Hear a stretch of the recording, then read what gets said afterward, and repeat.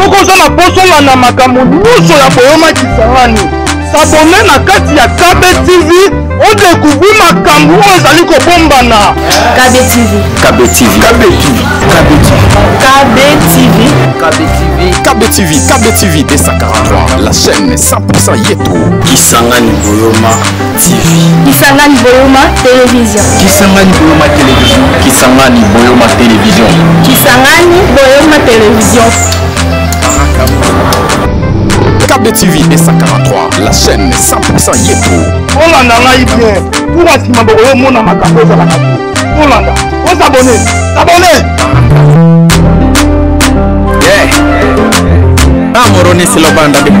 Alain Gami, je lui dis d'abord bonjour. Bonjour frère Philoté, ça va? Vous allez bien frère? Très bien, de la tête aux pieds. Merci beaucoup. Dieu soit loué. Mes frères, alors, avant de commencer notre émission, j'aimerais au moins que nous laissions tout entre les mains du Seigneur, parce que la Bible nous dit, avant toute chose, il faut toujours rendre gloire au Seigneur. Je vous laisse le temps de laisser entre les Je veux boire dans ta source. Je veux boire dans ta source. Oui, assoiffé, je veux boire dans sa source. Oui, je veux boire dans sa source. Oui, méprisé, je veux boire dans ta source. Je veux boire dans ta source. Oui, méprisé, je veux boire à ta source. Je veux boire à ta source. Oui, assoiffé, je veux boire à ta source. Je veux boire à ta source. Oui, je veux boire à ta source. Oui, nous voulons boire à ta source. Jésus, c'est toi qui as dit à cette femme samaritaine que tu étais une source intarissable. Et cet après-midi, nous sommes dans ta présence pour boire l'eau qui ne tarit jamais, qui est la parole de Dieu. Jésus, nous voulons être éclairés par toi, toi qui nous équipes, toi qui nous envoies ta parole. La Bible déclare qu'au temps de la détresse, tu envoies ta parole. Et le but de la parole, c'est venir pour la guérison. Ta parole vient nous guérir, Jésus. Guéris-nous, Père éternel. Nous parlons du mariage, qui est une institution spirituelle, une institution divine. Mais sans toi, nous ne pouvons pas comprendre ces choses, au Dieu de gloire. Aide-nous, soutiens-nous. Conduis-nous dans la dimension.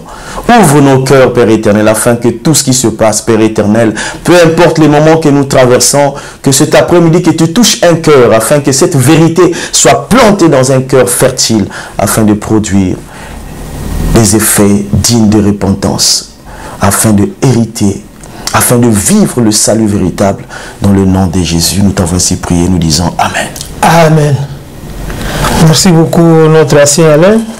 Alors, comment s'est passée la journée aujourd'hui, frère Alain? Ça s'est passé très bien, par la grâce de Dieu. Et voilà, comme toujours, on attend le retour de Jésus. Amen.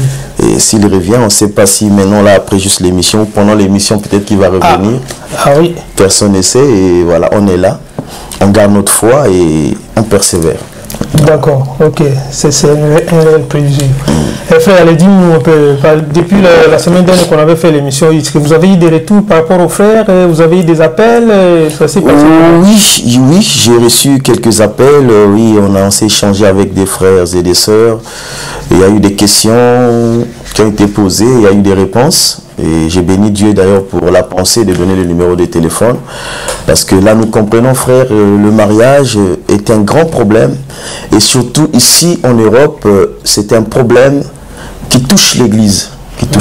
Et les gens cherchent des solutions. Et les gens parfois sont obligés à sortir de l'Église, aller voir ceux qui ne prient pas pour trouver des solutions.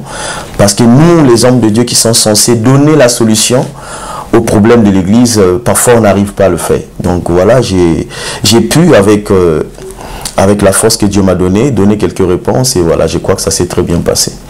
Ok, voilà. Gloire à Dieu. Parce que moi aussi j'ai eu des retours de beaucoup de sœurs, de frères qui m'ont appelé. Ouais. Ils m'ont dit non frère, il faut toujours que frère revienne tout le temps parce que il parle bien, il prêche bien. Nous on a envie de les voir tout le temps pour les passer dans l'émission. Moi j'ai dit je transmettrai votre message auprès de notre bien-aimé. Voilà, c'est ça le retour que j'ai eu auprès de frères. Mais il y en a d'autres gens qui n'ont pas suivi l'émission de la semaine dernière. Frère, je vais te laisser un peu le temps de faire un peu récapitulatif de tout ce qu'on avait fait la semaine dernière par rapport au mariage. Et puis on va rentrer juste aux quelques points du jour qu'on a préparé pour aujourd'hui. Ok, que Dieu te bénisse. Comme tu parles de frères et sœurs qui n'étaient pas là la semaine dernière, bon, je me suis présenté la semaine dernière. Et donc je suis marié, père de 10 enfants. Et à la charmante épouse Ipala, donc Ipala Ngami, que je salue, j'espère qu'elle est en train de suivre. Je crois bien. Je te salue. Qu'elle nous suit en direct, je salue les enfants. Et sans oublier le docteur Kama, le directeur, professeur de l'école FMI, c'est une école de formation des disciples aussi, donc qui m'a beaucoup aidé dans mon parcours et que j'ai oublié de présenter le samedi passé. Le docteur Kama, il a une école FMI, il est basé en Belgique. Donc je salue tous les étudiants de la première promotion jusqu'à la 6e promotion, parce qu'ils sont à la 6e promotion. Que Dieu vous bénisse là où vous êtes. Et donc je salue tous ceux qui suivent. Et nous sommes à votre disposition, c'est le service que nous avons de partager la bonne nouvelle. C'est pour ça que nous sommes appelés. Et nous sommes esclaves de la parole de Dieu. Nous sommes esclaves de la Sainte Bible. Donc s'il y a des questions, nous sommes là pour les réponses. Voilà. Donc la semaine passée, nous avons défini le mariage. Nous avons dit que c'est une institution divine. Le mariage n'est pas un homme, c'est pas l'ancien qui a créé le mariage. Donc nous exécutons ce qui existe déjà. Et avant même que le monde soit fondé, Dieu avait déjà institué le mariage. Et nous sommes allés, de toute façon, il y a les images sur l'application que nous avons. Dans notre chaîne KBTV, si vous allez juste sur YouTube, vous tapez KBTV 243 et vous allez voir tous les émissions. Vous allez voir, donc là c'est juste un récapitulatif pour que vous puissiez suivre. Et si vous avez le temps, j'espère bien, pour celui qui a aimé l'enseignement, va revenir en arrière, va entrer dans le site et va voir ce qui s'est passé la semaine passée. Donc nous avons introduit, nous avons défini le mariage. Et nous sommes allés dans le but du mariage. Nous avons parlé du but du mariage, pourquoi Dieu a institué le mariage. C'était pour le bonheur, c'était pour que l'homme ne soit pas seul, c'était pas pour les problèmes, les conflits, c'était pour que l'homme soit heureux, pour que la femme vienne pour l'accompagner dans la vision que Dieu lui avait donnée. Et nous avons parlé aussi du choix du conjoint, et c'est là où je me suis attardé un peu, parce que c'est le début. Et je vais répéter le même verset que nous avons commencé le samedi passé, les psaumes 11, verset 3. Quand les fondements sont renversés, le juste que ferait-il? Et je crois que par là, nous allons comprendre que le choix, c'est comme la fondation d'une maison. Parce que le mariage, c'est une grande maison. Et comme dans toute idéologie de construction, nous avons l'architecte, mais on ne peut pas avoir cette... Nous sommes au 17e étage. C'est très loin, hein? Ah oui, c'est pas... Et dès que tu regardes en bas, tu vois des oiseaux qui sont même de vertige. Ouais. Mais quand tu vois, il y a eu un départ. Avant qu'il y ait le 17e étage, il y a eu une fondation. L'architecte a pris son temps d'élaborer tout le plan et avant de lancer l'activité de cet immeuble-là. Donc, tout a commencé par le fondement. Et c'est ce que David est en train de nous rappeler. Et il insiste. Quand les fondements sont renversés, le juste que ferait-il? Donc si l'architecte n'a pas pris le temps de mettre ce qu'il y avait à mettre sur le fondement de cette maison-là, on ne serait pas là. Donc si nous sommes là, ça va durer peut-être je ne sais pas combien d'années, mais c'est parce que l'architecte a pris son temps de baser cet immeuble sur une fondation qui va durer. Donc c'est de même pour le mariage. Le mariage est une grande maison, mais qui nécessite une fondation qui va durer. Parce que nous avons dit la fois passée qu'il n'y a pas de divorce dans le mariage. Donc si vous vous mariez aujourd'hui, c'est pour toute la vie. Et si le fondement n'est pas basé sur Christ, sur la parole de Dieu, ça va être difficile. Et nous avons touché, les problèmes ne manqueront pas dans le mariage, mais quand nous sommes basés sur la parole de Dieu, quand de même nous vivons les situations, celui qui nous accompagne, c'est la troisième personne qui est Jésus-Christ. Donc même dans nos situations, Jésus sera là, il va toujours nous accompagner. Voilà un peu, en quelques mots, ce que nous avions parlé la semaine passée. Donc je vais revenir sur ce point. Avant de commencer notre message d'aujourd'hui, c'est toujours sur le mariage, toujours sur le même passage. Donc le mariage est une grande maison Et quand nous prenons l'exemple de ce que nous avons pris tout à l'heure de l'architecte, nous comprenons que vraiment c'est du temps. Et c'est pourquoi nous avons demandé aux jeunes gens qui veulent se marier de passer leur temps à analyser à l'homme dans sa totalité. On ne peut pas connaître. C'est Jérémie qui nous l'a dit la fois passée. Il nous a informé que le cœur de l'homme est tortueux, méchant par-dessus tout. Qui peut connaître le cœur de l'homme? Personne. Il n'y a que Dieu qui peut connaître le cœur de l'homme. Donc il faut prendre son temps. Et nous avons souligné, il faut le Saint-Esprit. Tu peux trouver un ami. Tu peux trouver un parent. Tu peux trouver ton entourage. Ils peuvent influencer ton mariage et tu peux fouler la grâce de Dieu aux pieds, mon frère. C'est pourquoi nous allons lire Matthieu 1, verset 18 au verset 25. Nous allons analyser dans la volonté, parce que là, il est question d'une décision que nous allons prendre et qui va nous coûter toute la vie. Et si nous ne le prenons pas au sérieux, il peut arriver beaucoup de choses. Et c'est ce qu'aujourd'hui l'Église vit. Donc nous sommes dans Matthieu 1, du verset 18 au verset 25. Matthieu 1, verset 18 au verset 25. Oui. Voici de quelle manière arrivera la naissance de Jésus-Christ. Marie, sa mère, ayant été fiancée à Joseph, se trouva enceinte par la vertu du Saint-Esprit avant qu'ils eussent habité ensemble. Joseph, son époux, qui était un homme bien et qui ne voulait pas la diffamer, se proposa de rompre secrètement avec elle. Comme il y pensait, voici un ange du Seigneur lui apparut en songe et dit: Joseph, fils de David, ne crains pas de prendre avec toi Marie, ta femme, car l'enfant qu'elle a conçu vient du Saint-Esprit. Elle enfantera un fils, et tu lui donneras le nom de Jésus. C'est lui qui sauvera son peuple de ses péchés. Tout cela arriva afin que s'accomplisse ce que le Seigneur avait annoncé par les prophètes. Voici, la Vierge sera enceinte. Elle enfantera un fils, et on lui donnera le nom d'Emmanuel, ce qui signifie Dieu avec nous. Joseph, s'étant réveillé, fit ce que l'ange du Seigneur lui avait ordonné. Et il prit sa femme avec lui. Mais il ne la connut point jusqu'à ce qu'elle lui enfantait le fils, auquel il donna le nom de Jésus. Que Dieu bénisse le frère qui nous a fait la lecture. Là, quand nous lisons du premier verset, Matthieu est en train de citer la généalogie de Jésus. Et après avoir cité cette généalogie, il arrive, le verset 18, voici de quelle manière arriva la naissance de Jésus-Christ. Voici de quelle manière. C'est une procédure.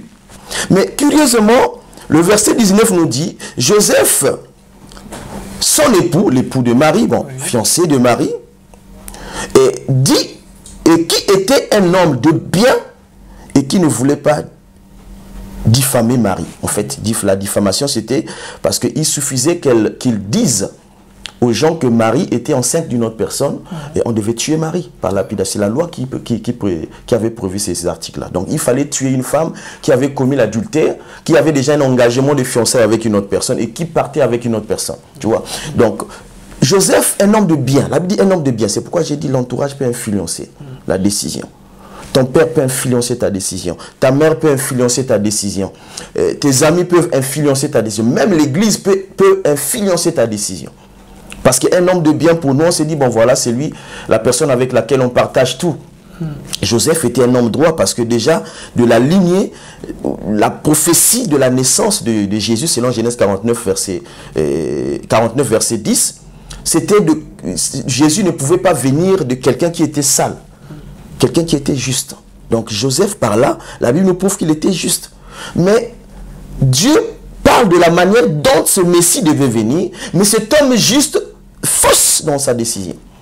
Lui, il pense autrement alors que la pensée de Dieu, c'était le Messie. Il n'y avait pas un homme derrière Marie qui avait peut-être, qui était sorti avec Marie pour qu'elle soit enceinte. C'était le Saint-Esprit. Mais il n'a pas eu la révélation de comprendre ce qui se passait dans la vie de sa fiancée. C'est pourquoi il a pris cette décision. C'est pourquoi il est important. Je vais le répéter et je le répéterai toujours partout où je passerai pour cet enseignement. Prenez votre temps, discernez le temps et on n'est pas pressé dans le mariage. Il suffit d'une petite décision. Tac, tout peut partir. Et les conséquences, tu peux le subir toute ta vie. Tu subis les conséquences toute ta vie. C'est pourquoi j'attire l'attention de la jeunesse, même de ceux qui sont grands, de ceux qui veulent se marier. Ne vous mariez pas parce que vous avez vu X, Y se marier. Mariez-vous parce que Dieu a jugé bon que vous puissiez vous marier. Voilà un peu pour le récapitulatif de ce qui a été dit le samedi passé. Que Dieu te bénisse. Merci beaucoup, Assien Alain, par rapport à ces brefs récapitulatifs que vous venez de faire. Alors on est très content. Je crois que les gens qui n'étaient pas là, je crois que vous avez reçu votre part. Et puis quand on va mettre l'émission encore en ligne, vous aurez le temps de tout suivre. Et la fois dernière, frère, il avait donné aussi beaucoup de versets par rapport à ça. Vous aurez le temps de bien suivre. Frère Alain, donc on peut savoir aujourd'hui, on va rentrer dans le vif du sujet d'aujourd'hui. Est-ce qu'il y a moyen de nous expliquer un peu le mariage selon la Bible? C'est ça vraiment, c'est ce qui est plus important parce que on ne comprend pas. On sait que le mariage, mais la Bible nous dit quoi selon le mariage? Veuillez un peu nous expliquer par ça afin que les internautes, les frères et sœurs qui ne comprennent pas le mariage selon la Bible et qui puissent connaître à travers cette émission l'heure de la vérité. C'est quoi? Que Dieu te bénisse. Merci pour la question encore. C'est quoi le mariage selon la Bible? Voilà, nous allons aller pas à pas. Le but, c'est que les gens comprennent. Le mariage, selon la Bible, c'est, nous avons dit la fois passée, qu'on avait la dot. Je crois qu'on en a parlé la fois passée. On a parlé de la dot.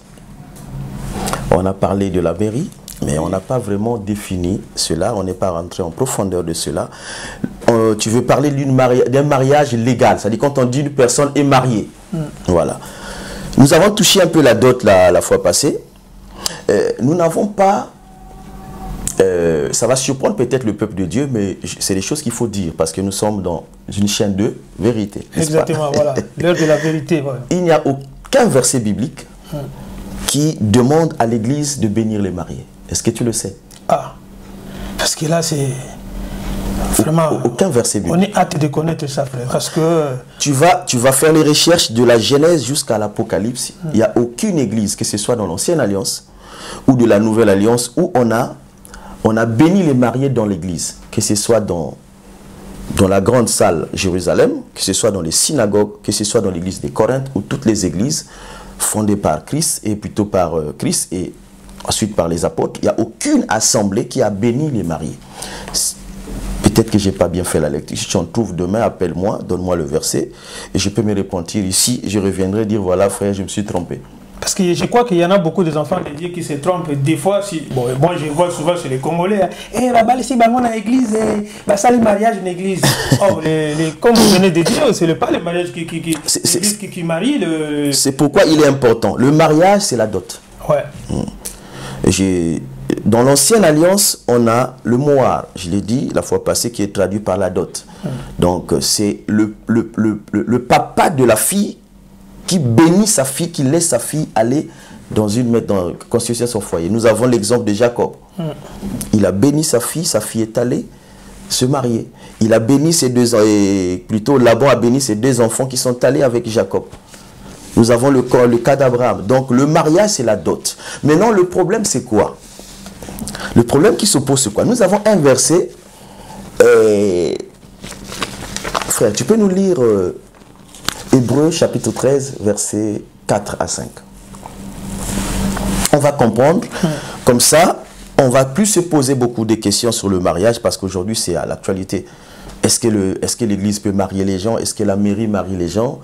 Et nous allons lire ce passage. Et tu peux le lire dans la version Alfred Quinn, s'il te plaît, comme ça. Hébreux 13, verset 4. Le mariage est une institution sacrée, que tous le respectent et l'honorent comme tel, et que les époux restent fidèles l'un à l'autre. Car le jugement de Dieu frappera les débauchés et les adultères. Le jugement de Dieu frappera les débauchés et les adultères. Je vais lire dans la version Scofield, qui est normale, que nous lisons d'habitude, que le mariage soit honoré de tous, et que le lit conjugal exempte de souillure. Car Dieu jugera les débauchés et les adultères.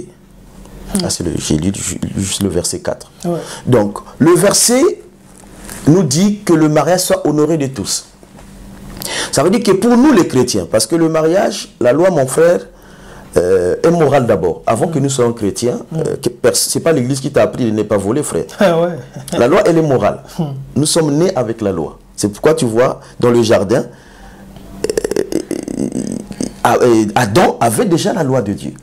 Il savait ce qu'il allait faire et ce qu'il n'allait pas faire. Donc la loi, tout le monde, nous sommes nés parce que nous avons le Neshama, qui est l'esprit de Dieu en nous, qui est l'esprit de la raison, qu'on appelle habituellement, souvent, la conscience. Tu sais que ça c'est bon, que ça c'est pas bon. Que tu es le Saint-Esprit ou pas, tu sais que c'est pas bon. Donc le mariage est pour tout le monde. Mais pour nous les chrétiens, comme c'est une institution divine, et Dieu nous rattrape, pour respecter la parole de Dieu, la Bible nous dit dans ce passage que nous avons lu que le mariage soit honoré de tout le monde. Oui. Tout le monde doit être là. Ça veut dire que tes amis doivent savoir que tu es marié, frère. Dans ton quartier, il faut que les gens sachent que tu es marié. Dans ton travail, il faut que les gens sachent que tu es marié. Dans la ville où tu es, le maire de la ville, Estrosi, il doit savoir que tu es marié. L'église, ton pasteur, ta grande famille doit savoir que tu es marié. C'est pourquoi pour nous les chrétiens, il est important, tu peux traverser la dot, tu as la bénédiction de ton père et tu viens à l'église autant qu'une famille. Moi j'ai vu des mariages et moi je conseille même, il y a des contrées où le pasteur est venu avec l'église pendant la dot, ils ont béni les mariés sans aller à l'église. Le pasteur a béni ses enfants. Après que le père biologique de l'enfant a béni les enfants, le pasteur aussi on peut l'appeler pour bénir les enfants. C'est l'église, parce que l'église, pour nous, nous l'avons pris dans le contexte local. L'église n'est pas locale, je l'ai souligné la fois passée. L'église, c'est le corps de Christ. Donc, si l'église est présente pendant la dot, si les parents, parce que c'est les parents qui commandent, c'est pas, la fille n'appartient pas à l'église, elle vient de quelque part. Et l'enfant aussi vient de quelque part. Ils ont des parents biologiques. Donc, c'est eux qui décident sur leur... S'ils pensent que le pasteur est là, c'est pourquoi j'ai parlé du mariage dans le contexte d'une même famille. Ça se fait aujourd'hui, ton grand-père est chrétien, ta grand-mère est chrétienne, ton père est chrétien, ta mère est chrétien, tous vous êtes dans l'assemblée. Ça veut dire que là, même pendant la dot, tout le monde est là, ils savent que c'est le pasteur de l'église, ils peuvent l'appeler pour bénir les mariés. Maintenant, si ça ne s'est pas fait pendant la dot, vous pouvez, autant que grande famille, vous retrouver à l'église, faire une fête. Et comme ça se passe aujourd'hui, bon, nous l'appelons bénédiction nuptiale. Mais en réalité, ce que je te dis, ce n'est pas dans la Bible. Mais nous le faisons, ce n'est pas aussi une erreur. C'est pour le but de répondre à ce passage-là. Hébreux 13, verset 4. Que le mariage soit honoré de tous. Donc, à l'église, il y a tous tes frères, il y a toute ta famille. Maintenant, l'origine de cette bénédiction nuptiale, il est bien aussi de le souligner, ça vient du catholique, tu sais. La bénédiction nuptiale vient de l'église catholique. Et aujourd'hui, il y a des fois où nous critiquons cette église. Mais sans oublier qu'il y a des choses que nous prenons de cette église, que nous pratiquons jusqu'à aujourd'hui. Donc c'était au XIe siècle qu'ils ont pensé faire la rituelle devant l'église parce qu'ils ne trouvaient pas ça sain de faire rentrer la rituelle dans l'église. Au XIe siècle, ils ont commencé à marier les gens, à faire les vœux devant l'église. C'est au XIIe siècle qu'ils ont introduit le mariage, la bénédiction nuptiale dans l'assemblée. Et donc, c'est l'église catholique qui a institué la bénédiction nuptiale. Et nous trouvons que c'est bon. Parce que c'est une famille, c'est pas mauvais. C'est pas mauvais que la famille chrétienne puisse savoir que tu es marié. Après, nous sommes sur la mairie. La mairie, c'est le maire de la ville. Et j'ai souvent eu des problèmes avec des frères sur le thème du mariage. Parce que beaucoup de gens se posent pour la mairie. Moi, je pose simplement une question. Nous sommes des immigrés, n'est-ce pas? Oui. Nous sommes des résidents en France. Quand nous venons, s'il y a des exigences de la préfecture, nous faisons quoi? On fait la queue, on va pour le titre de séjour, n'est-ce pas? Mais c'est pareil dans tous les domaines. Si nous sommes mariés, et tu sais que chaque année, le maire de la ville a droit à faire le statistique de tous les mariés de la ville. C'est pour qu'il sache celui qui est marié, celui qui n'est pas marié. C'est dans le bilan. Et si vous ne vous faites pas enregistrer dans la ville où vous êtes, ça veut dire que vous n'êtes pas en règle avec. Alors que la Bible dit que nous devons respecter les autorités. Les autorités qui sont là, nous devons les respecter. C'est pourquoi pour nous, c'est bien de faire la dot, oui, mais c'est aussi bien d'aller à l'église pour recevoir la bénédiction de notre pasteur. C'est aussi bien d'aller à la mairie pour aller se faire enregistrer, parce que si on t'appelle aujourd'hui avec des démarches avec ta femme, et si on dit tu es marié frère, tu diras quoi? Et pourtant tu sais que tu es marié. On dit souvent, non, je ne suis pas marié.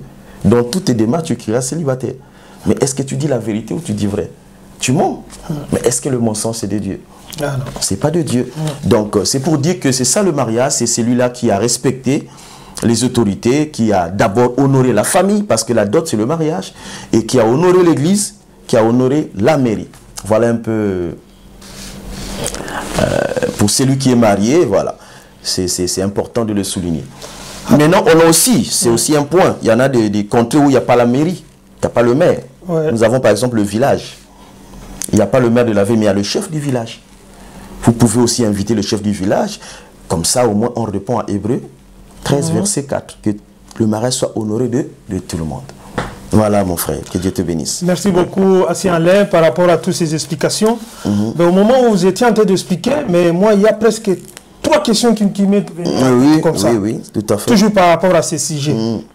Frère Alain, essaie un peu de nous expliquer là. Donc, est-ce qu'un serviteur de Dieu ou un pasteur peut venir...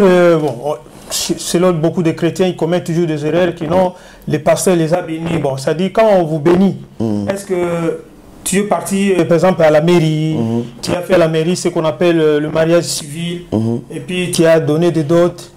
Ben, si un pasteur ou un frère, il a donné cela, toutes ces choses-là, il a donné des dots auprès de la famille, de sa femme, ben, il a fait, par exemple, le civil, où il a fait ou il n'a pas fait.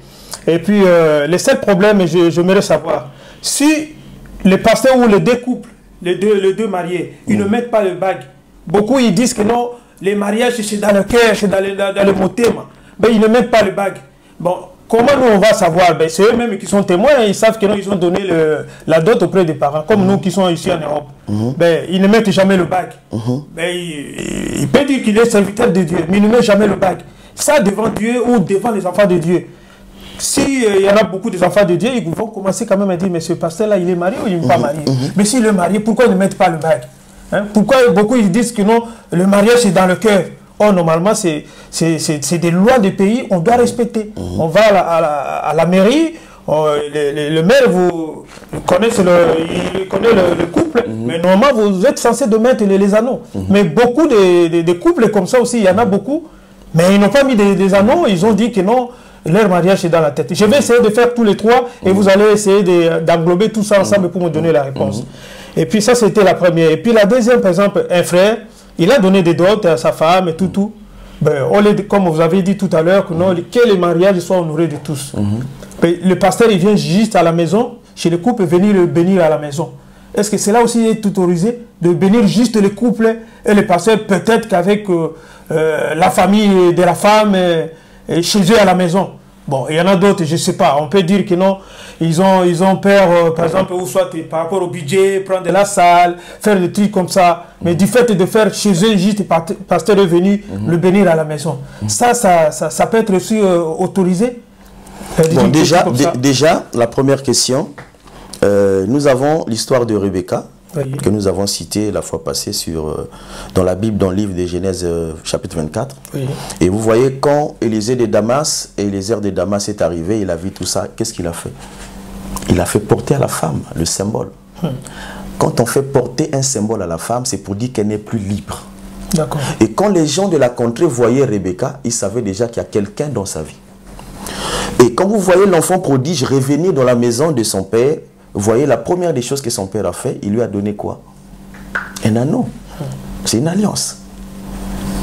Il lui a donné une tunique. Et ça aussi, il y a beaucoup de choses à dire dedans.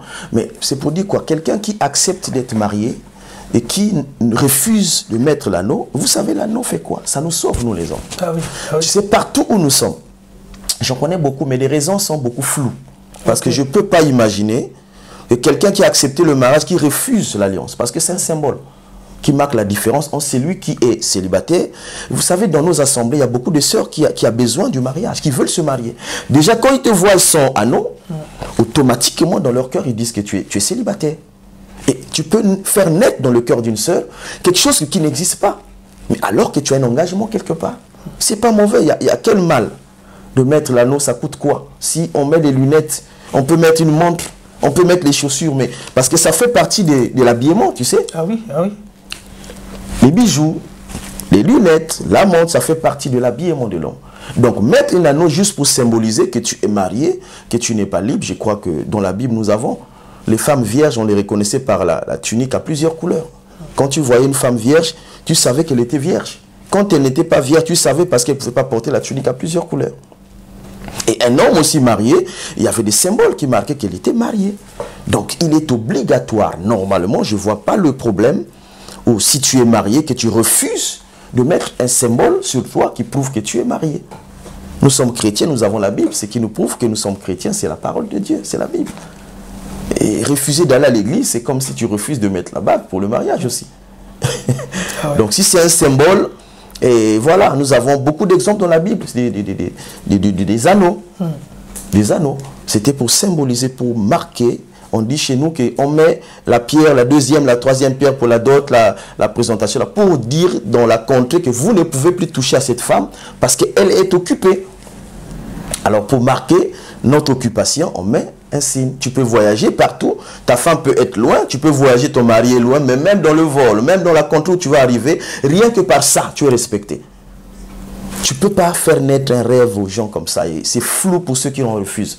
Et souvent, c'est des histoires dans les assemblées. Tu es marié, tu ne mets pas l'anneau, tu as d'autres ambitions dans l'assemblée. Ou c'est des gens souvent qui courent derrière les sœurs à l'église. Et tu entends, voilà des situations telles. Celui qui est marié, légalement, il ne doit pas avoir honte ou bien des raisons. Moi, je connais les musulmans, ils n'en mettent pas parce qu'ils ont des raisons. L'or pour eux, ils n'en mettent pas. Ils ont des raisons, c'est que leur prophète avait dit. Mais nous, les chrétiens, on n'a pas des raisons de refuser de mettre l'anneau. Il n'y en a pas dans la Bible, là on nous a interdit de le mettre. Voilà, que Dieu te bénisse. Et la deuxième question, c'était laquelle? La deuxième question, c'était par exemple le couple. Oui. Ils ont fait la dot auprès de la famille. Mais arrivé au moment où que les mariés soient honorés de tous, mais le pasteur vient juste comme chez moi à la maison, voilà, il vient à la maison, il vient juste bénir le couple à la maison, peut-être qu'avec la famille de la femme ou de l'homme, à la maison, ben, sans l'intervention de frères et sœurs dans le Seigneur, dans une assemblée quelque part. Alors, donc, on va aussi revenir sur la dot. On peut aller doter une femme rien qu'avec son père et moi, je vais avec mon père et le père de la fille, nous deux, et puis voilà, on passe la dot. C'est lui le papa biologique. Pourquoi il faut appeler les oncles, il faut appeler les nièces, il faut appeler les cousins? Pourquoi on appelle toute la famille? Que le mariage soit honoré de tous. Si tu es pasteur par rapport à quoi? Par rapport à l'église. Éphésiens 4, verset 11. Les incommes pour l'église. Donc tu n'es pas pasteur pour aller, on le voit dans le même contexte pour les dîmes. Un pasteur qui va dans une maison pour aller prendre la dîme. Ce n'est pas biblique ça. Donc s'il veut bénir les mariés, nous devons faire organisé avec les frères et sœurs de l'église et nous devons le faire en public pour que les frères et les sœurs sachent que le frère est occupé, la sœur est occupée. Ça doit se passer en public. Nous avons noces de Canon. Ah oui. Où Jésus a multiplié le vin. Et de l'eau en vin, il a changé de l'eau en vin. Ce n'était pas en cachette. Jésus n'est pas venu en cachette. C'était en public. Parce que le mariage, c'est une affaire de tout le monde. Donc c'est une mauvaise conception. Un pasteur déjà qui s'élève, bon, déjà je ne sais pas. Moi, je suis marié, que j'appelle le pasteur dans la maison pour venir nous bénir. C'est un mariage en cachette. Ce n'est pas un mariage, ça.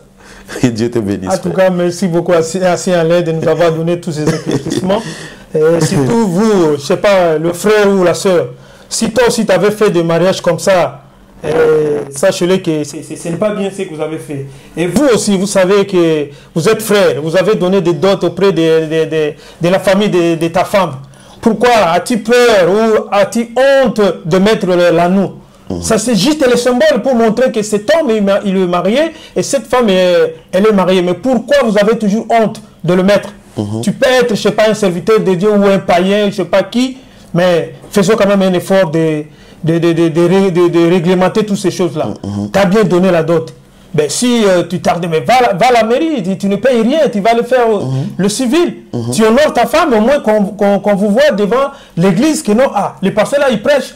Quand il prêche, il fait tous ces mouvements, il voit quand même, ce pasteur là est célibataire.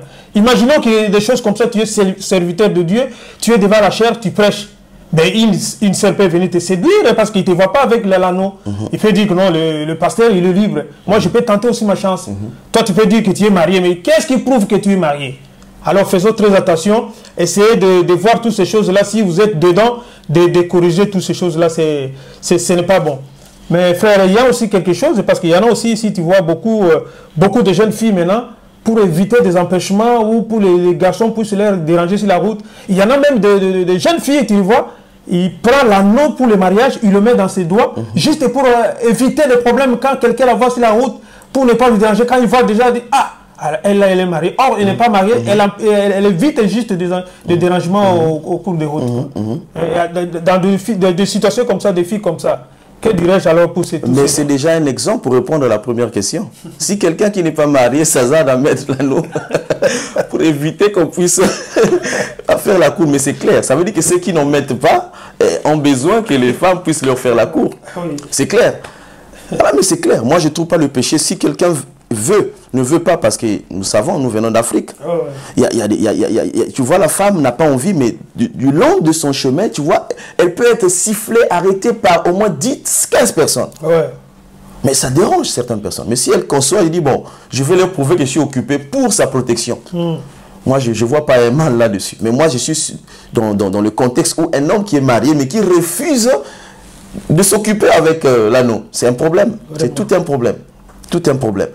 Donc, je ne trouve pas de problème. Si quelqu'un veut se protéger, c'est comme, voilà, c'est une protection pour elle.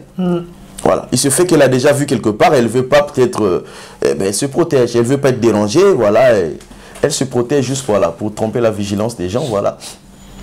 En tout cas, merci beaucoup, frère. Nous avançons tout doucement vers la fin de notre émission. Il nous reste quelques questions que nous allons plus vite parce que le temps nous presse. Ben, il y a encore une question que beaucoup de gens se posent, frère Alain, c'est un peu de expliquer par rapport à cela. La vie conjugale, comment vivre sous un toit plusieurs années selon la Bible? Parce que ça c'est très capital. Parce que moi, si j'ai été posé cette question, ben, j'essaie de réfléchir par rapport à nos parents. Et vous avez nos parents, ils n'étaient pas partis à l'école. Hein. Beaucoup, surtout nous, de cette génération-là, nos parents n'étaient pas à l'école. Mais la façon dont on nous a fait grandir, et puis on n'a jamais eu, moi personnellement, moi je n'ai jamais eu, au moment où mon père et ma mère s'est changé de parole. Mais au moment où ils ont resté longtemps dans le mariage. Mais avec la génération actuelle, frère Alain, c'est catastrophique. Les gens, ils se marient aujourd'hui, les soirs, et allez, ils divorcent. Mais à ce moment-là, expliquez-nous un peu par rapport à vivre sur un toit plusieurs années selon la Bible. Et comment la Bible nous dit par rapport à cela? Là, vous avez touché la vie conjugale. Bon, déjà, la vie conjugale, je l'ai toujours expliqué à plusieurs fois, c'est une conjugaison.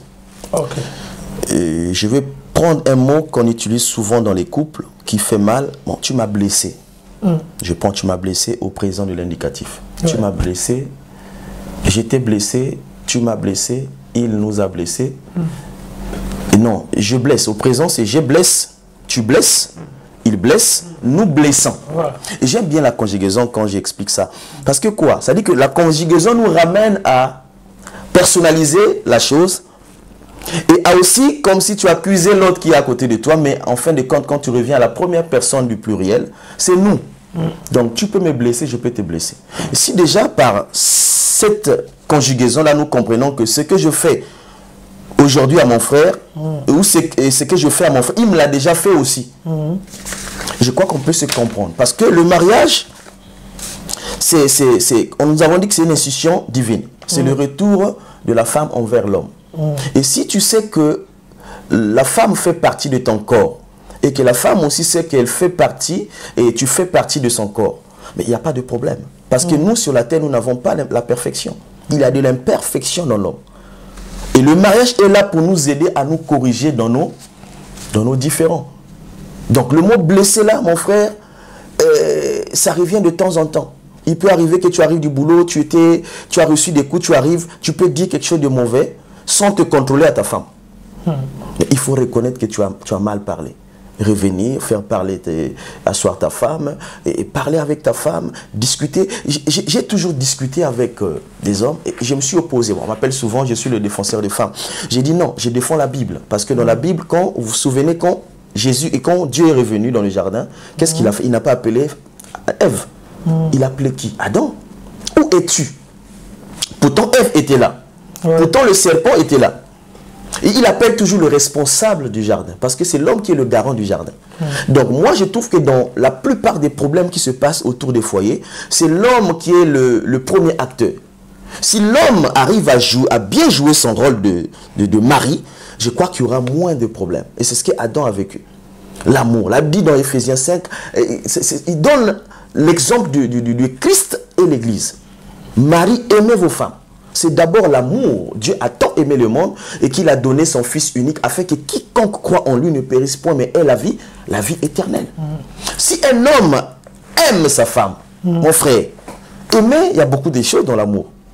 La Bible dit que pendant que Christ est en train de donner sa vie, l'homme est pécheur, l'homme est dans le péché.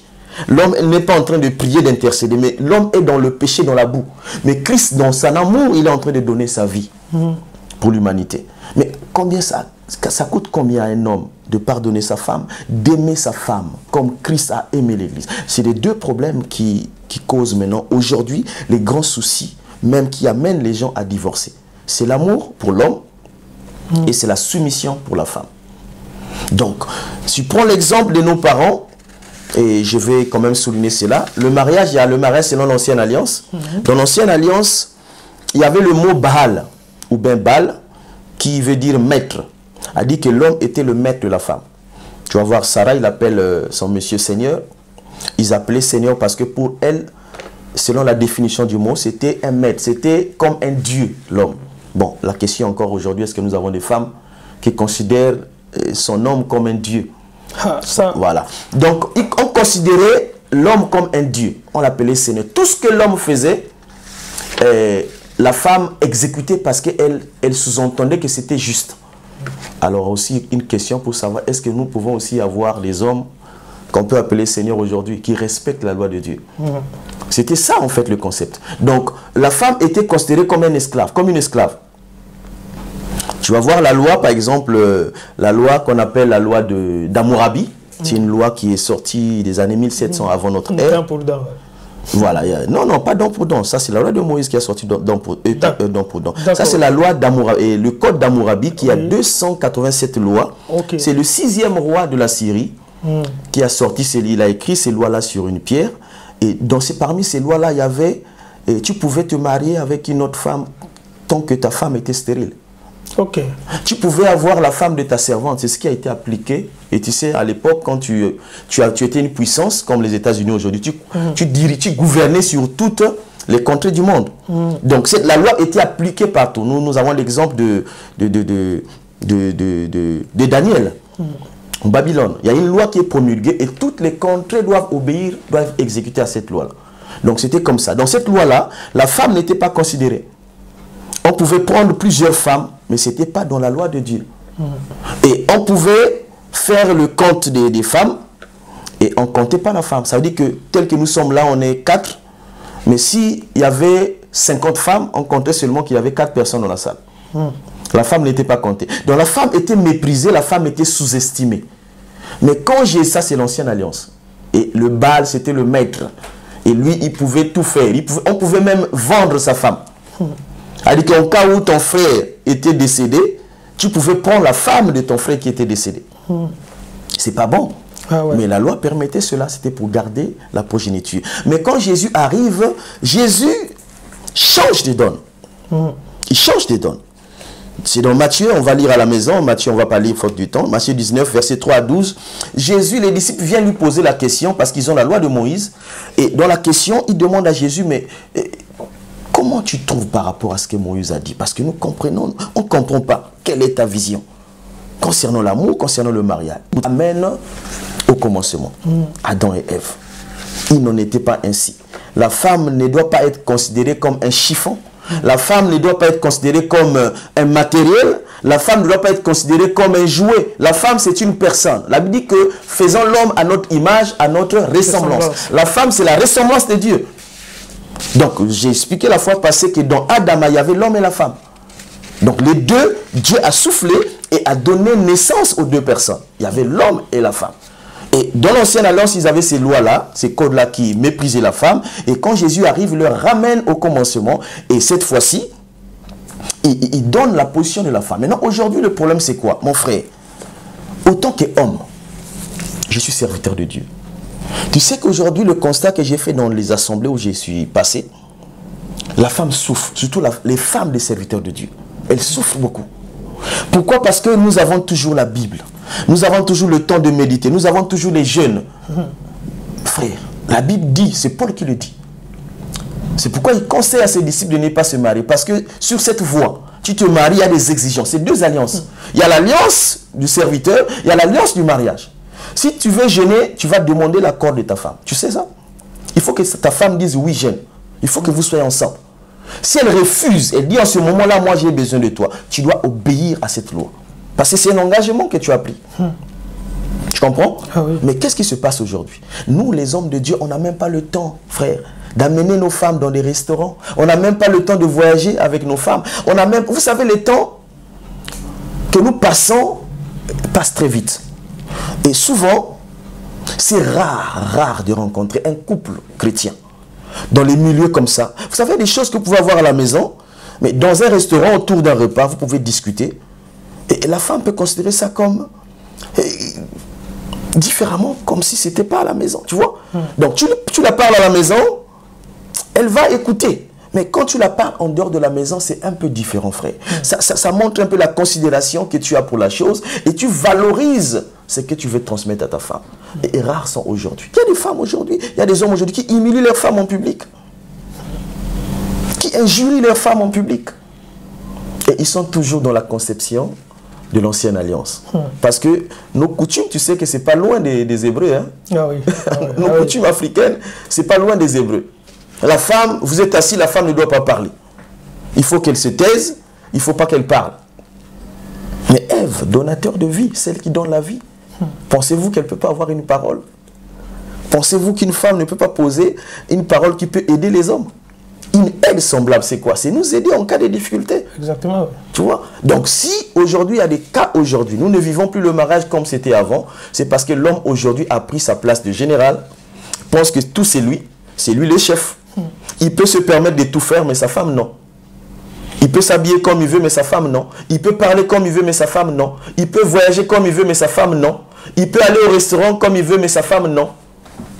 Et ça, c'est pas biblique, frère. Donc, c'est ça la source des problèmes. Et quand j'ai pris l'exemple du verbe blesser, c'est pour ça, parce que les blessures, quand ça s'accumule, quand on ne pense pas ses plaies, à la suite du temps, ça devient grave. C'est pourquoi tu vois maintenant, les femmes, parfois, ou c'est vice-versa, il y a des hommes aussi qui le subissent. Mais je prends la responsabilité de l'homme, parce que c'est l'homme le responsable.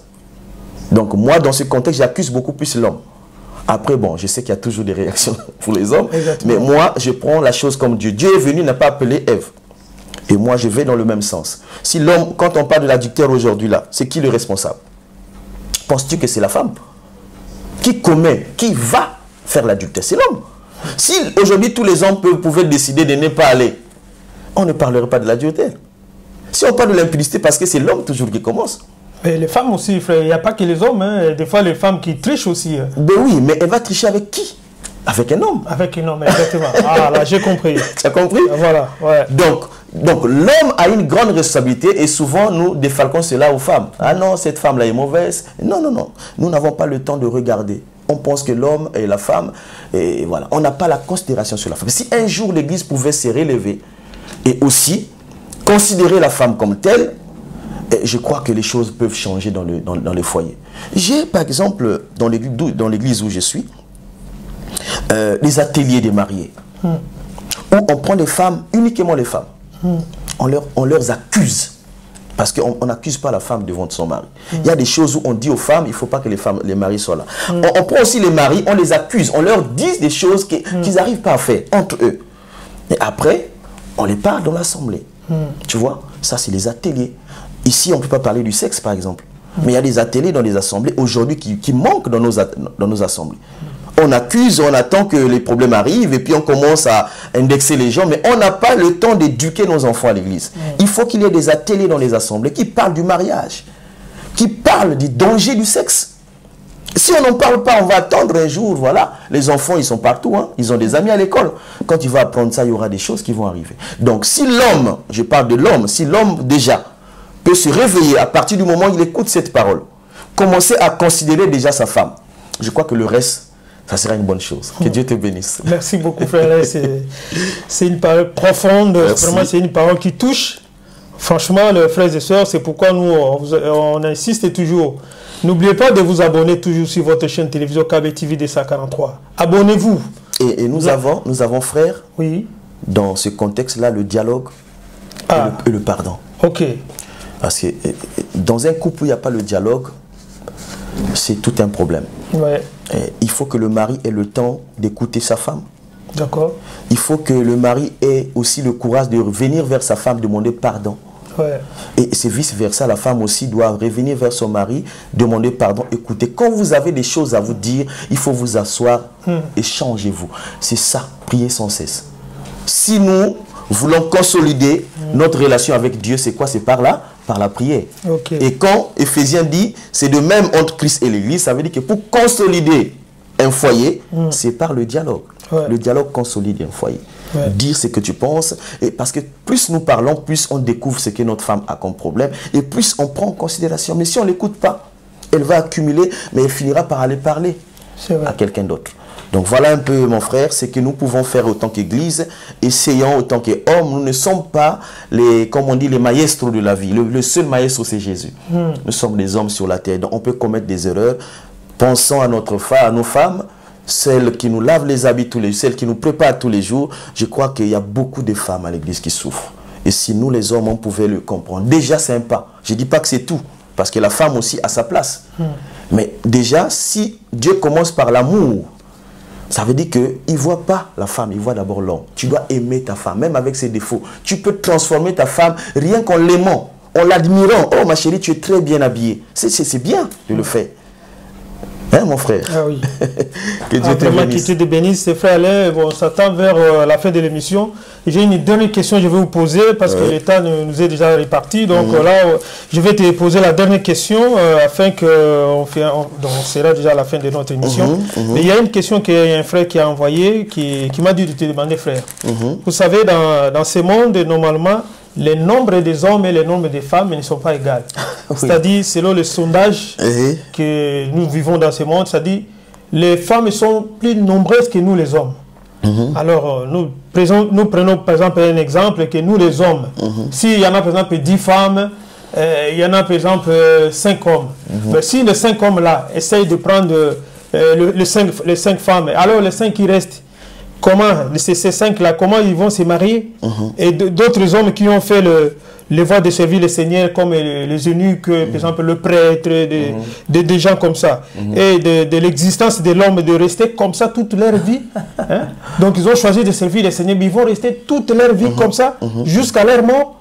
Et devant Dieu, tous ces gens-là, comment? Mais il y en a d'autres gens, mais ils ne sont pas mariés, les eunuques, mais ils ont fait quand même des enfants. Et à ce sujet-là, frère, que dirais-je de Dieu devant toutes ces paroles? C'est un peu compliqué pour nous. Ben, déjà, pour la première question, bon, je pense que c'est aussi quand même penser à la place du Seigneur. Parce que Dieu, c'est lui qui fait tout, il sait comment. Le mariage n'est pas, je vais le souligner, c'est important, n'est pas une priorité dans la vie. La priorité pour des chrétiens, c'est quoi? C'est le salut, c'est être sauvé. C'est être sauvé. Nous ne courons pas derrière le mariage parce que, frère, il y a aujourd'hui des gens dans le mariage, ils vont aller en enfer, tu sais. Marié, tu as respecté la dot, tu as respecté la mairie, tu as respecté l'église, mais tu pars en enfer. Il y en a beaucoup qui vont partir en enfer. C'est pourquoi Paul insiste sur ça. Donc, ce n'est pas une garantie se marier. Et quand Dieu...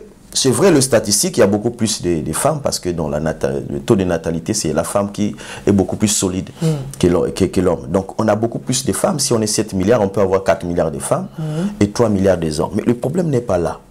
Le problème, c'est que c'est Dieu qui donne la vie. Et quand il donne la vie, tu sais que quand Jésus va revenir, il y aura des gens qui vont célébrer le mariage. Pendant que tu célèbres le mariage, tu n'as même pas touché ta femme. L'enlèvement arrive. Et en ce moment-là, tu es marié ou pas? Tu as tout fait. Donc, ce n'est pas une priorité. Ce n'est pas une priorité, le mariage. Nous devons nous contenter de ce que Dieu nous a donné. Il a envoyé Jérémie voir le potier. C'est lui qui nous façonne, c'est le potier. Nous devons nous laisser aller par lui. C'est lui il sait pourquoi il a fait 4 milliards de femmes et 3 milliards des hommes. Il sait pourquoi. Parce que tout le monde n'est pas appelé à se marier. C'est un chemin de non-retour. Il y en a de ceux qui vont en enfer, comme j'ai dit tout à l'heure, par le mariage. Parce que c'est pas parce que vous voyez les gens mariés qui sont heureux. Hein. Il y a beaucoup de mariés aujourd'hui. Si mon frère, si on te disait, on va refaire la vie. ils vont tailler la zone. Oui. Mais il y en a de ces femmes, je connais, qui sont là parce que voilà, parce qu'il y a des enfants. Il y en a des messieurs qui sont là parce que bon, ils ne peuvent pas partir. Beaucoup de cas sont comme ça. Mais à quoi ça sert de se marier et puis de vivre une vie comme ça? Tu vois? Ouais. Il y a des maris qui envient même les célibataires. Pendant que tu cherches à te marier, mais il y a des mariés parfois qui envient ceux qui ne sont pas mariés. Donc ce n'est pas une priorité pour nous. C'est un problème de Dieu.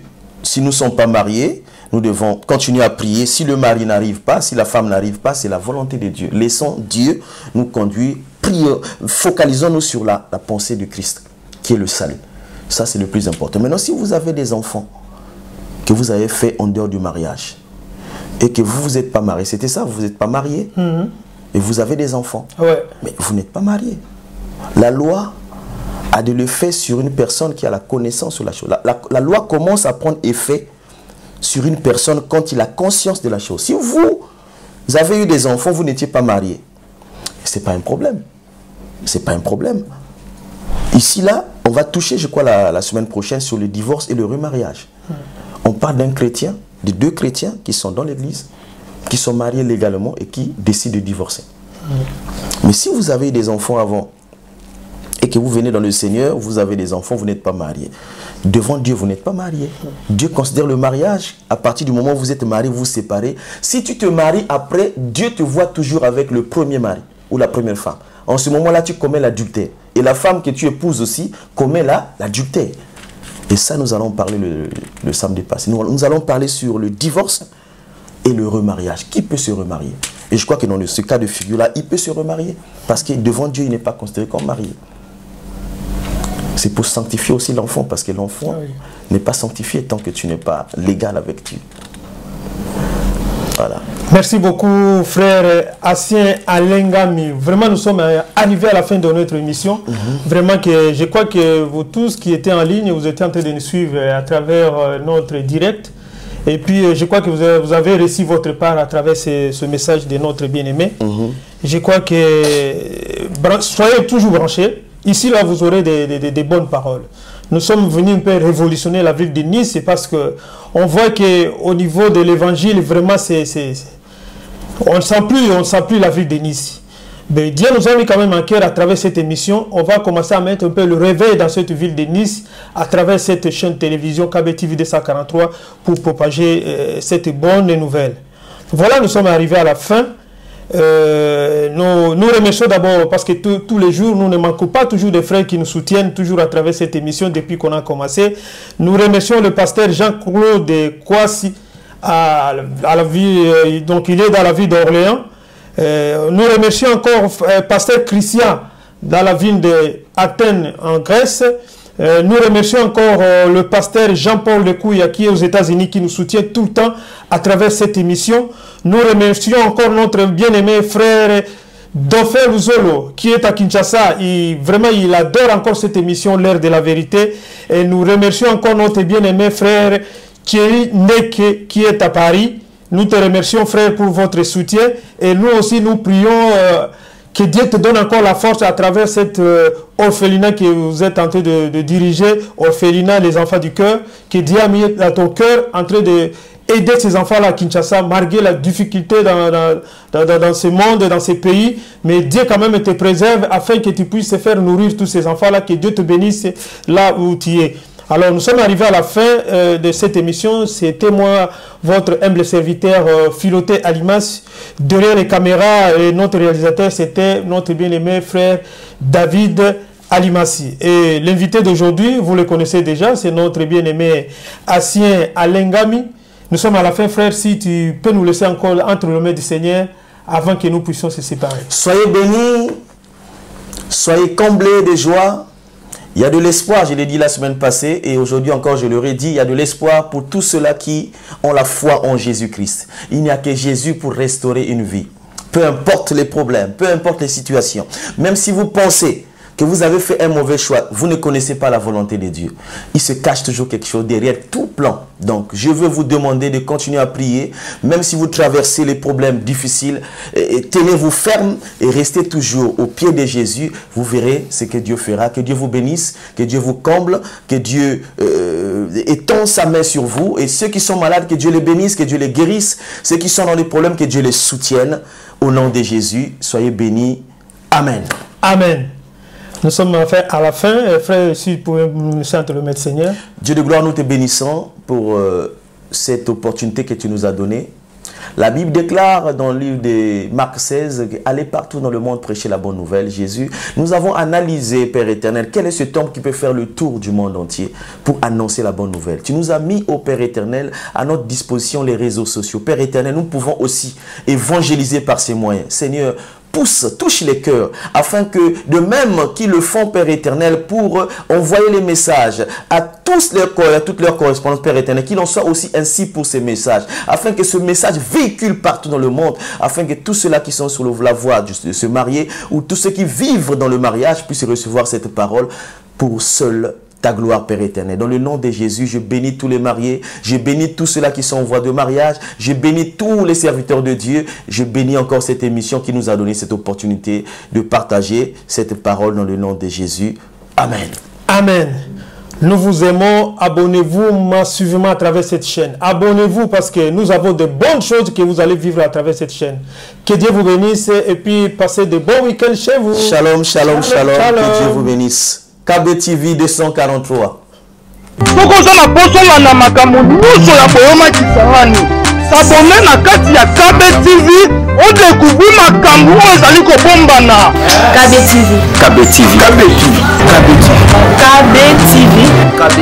KBTV. KBTV 243, la chaîne 100% Yeto. Kisangani Boyoma TV.